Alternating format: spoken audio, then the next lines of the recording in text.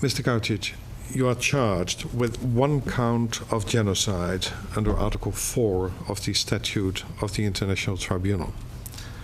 Radovan Karadzic is one of 161 individuals indicted by the International Criminal Tribunal for the former Yugoslavia.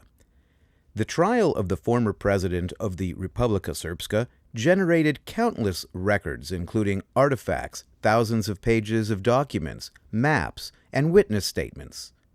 The volume of records for a single ICTY trial is extensive. I'll move on to the next report about shelling and then come back to deal with the two of them as exhibits, potential exhibits. More shells started falling. The life of the footage produced by journalist Jeremy Bowen illustrates the transformative nature of these judicial records. When Jeremy Bowen testified in the Karadzic trial, this news report became an exhibit and was admitted into evidence, becoming part of the official record.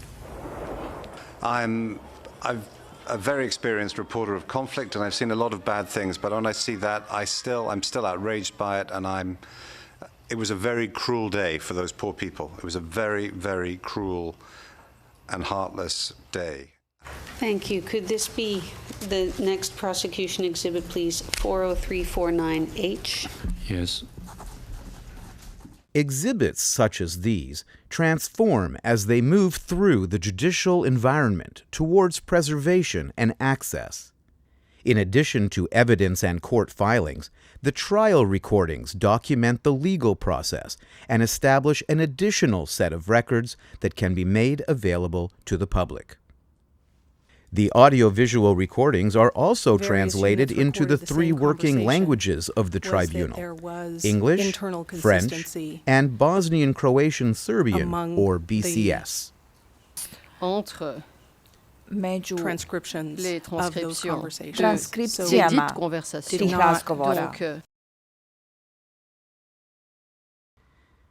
All judicial records transferred to the archives are processed, which involves creating an inventory of all items and entering the metadata into an electronic record-keeping system.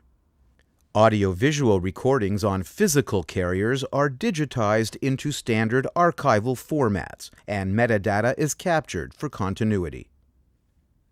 Quality control is also performed to ensure the formats are reliable and the content is complete. The digital records, including the audiovisual recordings, are uploaded onto secure servers, and the physical carriers are stored in the archival repository. For long-term preservation, the Tribunal is implementing a program to manage digital records to ensure access for the future. Having a complete set of digital records allows for the online ICTY Court Records database to be populated and available for independent research. The legacy of the audiovisual record provides an important tool for educating the public on the Tribunal's contribution to international criminal justice. Providing the public with these records allows the members of the affected communities to view them from the region and gives victims and witnesses access to their recorded testimony. Building a strong foundation of practice now guarantees that the archives can be managed effectively in the future so that the legacy of the Tribunal will be available for generations to come.